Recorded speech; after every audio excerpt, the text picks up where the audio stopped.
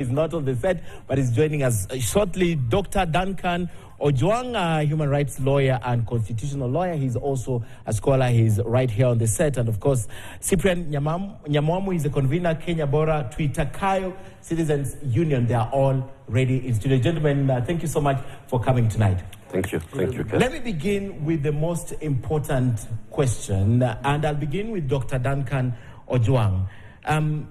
The development from court today regarding the police officers who are now being told you cannot wear masks, you cannot hide behind balaclavas, and you must identify yourself to the citizens. What's your take on that ruling from the court today? Yeah, I saw is it a ruling or a directive? Yes, a directive. Yes. Because it's the law that the officers are supposed to do things openly, and the power of an officer and the training of an officer include identifying themselves, openly carrying arms and bearing arms, not masking themselves. I think it is welcomed. It's very important because you know that bad activities happen when we cannot be traced, when we are not visible. And I think it is in the Constitution, really. The court is just reminding the police what they should have been doing as a good measure and a good policing strategy. Okay. And Cyprian, did we need really a court directive to tell the policemen that this is not what we're supposed to do? And how or what are we likely to lose as a country if this trend continues? Thank you very much. I want to agree with what Dr. Duncan has said, that what the court has done is restating the law and restating what is the requirement. Because over the last 2-3 months, what we have seen is that the police have been hiding their identities. And by so doing, a lot of activities have taken place. Lives have been lost, and accountability is not being enforced. So we are going as a country to lose the whole of the Constitution will stand suspended if the law enforcers do not uphold the law. So the court is basically restating what needs to be done so that the rights of the people under the Constitution can be enjoyed. Okay. And this is very important. An imperative. And Haman, thank you so much for coming tonight. And today you drive on the road and someone stops you, and this person is driving a Subaru or a VW Tiguan and gets out with a firearm. How do you distinguish as Haman that this is a policeman and I should obey, or this is a civilian with an illegal firearm and I should not obey? In the first place, that shouldn't happen. But that is where they're taking us, with police in plain clothes walking with firearms and not identifying themselves, concealing number plates, and of course wearing balaclavas and the masks. That is where they're taking us. It is bad because from that we have lost lives. People have been maimed. It's bad. But my worry is not that. Not that I don't value life which has been lost. My worry is that if that trend continues, people will take law into their hands, and it will get ugly. How ugly? How ugly do you think? Extremely ugly. Well, if people begin to deal with the police cacophoniously, if you may ask me, or perpendicularly, I'm joking about a very serious issue. I've watched those Subarus. I've watched those policemen, whoever they are, in plain clothes, masked. And from where I sit as I watch, I know it can get ugly. Gentlemen, how comes the police doesn't see the problem? Yesterday, first over the weekend, they had a meeting with senior editors. Yesterday, the whole police top rank had also a meeting with a group of journalists. And incidentally, gentlemen, they don't see a problem with this. How? How comes it's only sensible to us sitting on this side? Let me tell you, Ken. In every situation such as this, those people who think they are doing the very good stuff, they think they are protecting somebody. They think they will be celebrated tomorrow. They think, and others just think they're on top of the world. Some people, they're drunk on impunity.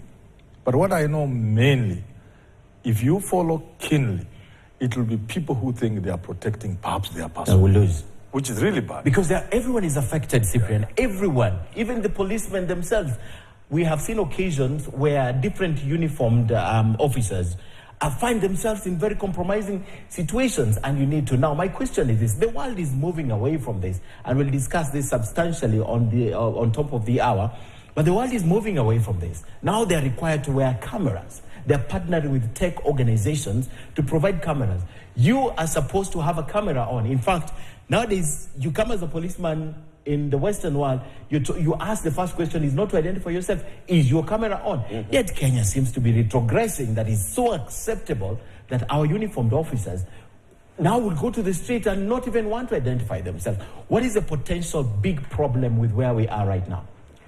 I think there are three things that you immediately have to see. One of them is what Herman has stated, that Kenyans are increasingly going to start taking the law into their own hands and to defend themselves using whatever is available to them, because we will not be able to differentiate when you are dealing with the police officers or when you are dealing with the thugs.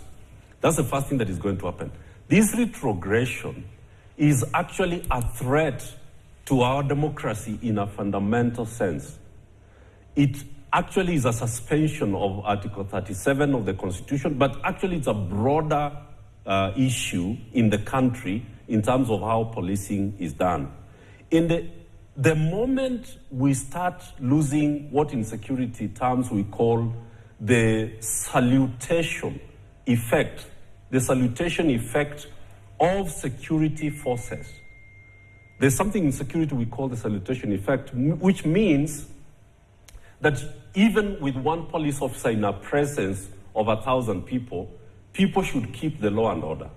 But if the police lose that effect, it means that you have to multiply and even triple the number of police officers you need for them to keep law and order. That's the second problem, which is actually the loss of respect of our security forces. The third and final trend that we are seeing, which is actually a major problem, and this stepping back is going to do, is that increasingly Kenyans are starting to ask, what can we do to deal with this colonial police force? Mm-hmm. In other words, Kenyans are no longer looking at the police as a service, which it's supposed to be.